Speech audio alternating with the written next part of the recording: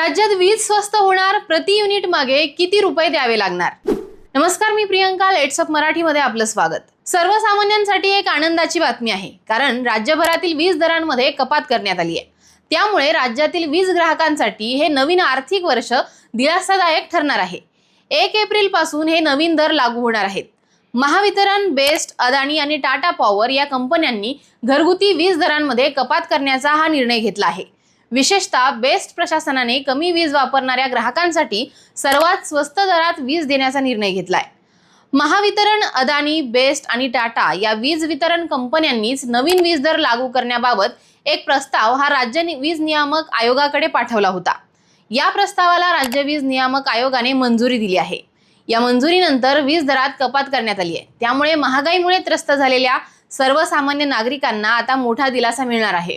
2026-27 या आर्थिक वर्षात 0 ते 100 युनिटसाठी 4.3 रुपये द्यावे लागणार आहेत.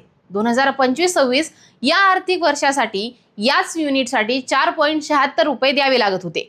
म्हणजेच वीज दरात 9.7% कपात करण्यात आली आहे. 2026-27 या आर्थिक वर्षात 101 ते 300 युनिटसाठी 7.1 रुपये द्यावे लागणार आहेत. 2025-26 या आर्थिक वर्षामध्ये याच युनिटसाठी 7.96 रुपये द्यावे लागत होते. म्हणजेच वीज दरात 10.8% कपात करण्यात आली आहे.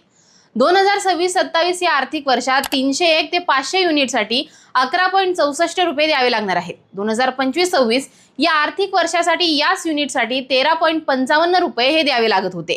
म्हणजेच वीज दरात 14% कपात करण्यात आली आहे. तर 2026-27 या आर्थिक वर्षात 500 पेक्षा युनिटसाठी 12.64 रुपये द्यावे लागणार आहेत. 2025-26 या आर्थिक वर्षासाठी याच युनिटसाठी 14.55 रुपये हे द्यावे लागत होते. म्हणजेच वीज दरात 13.1% कपात करण्यात आली आहे. ऐन उन्हाळ्याच्या तोंडावर जेव्हा विजेचा वापर वाढतो, तेव्हा वीज दरात झालेली ही कपात सर्वसामान्यांसाठी एक मोठी आर्थिक मदत ठरणार आहे. तुम्हाला या निर्णयाबद्दल नेमकं काय वाटतं हे आम्हाला कमेंट बॉक्समध्ये सांगा आणि पाहत राहा लेट्स अप मराठी.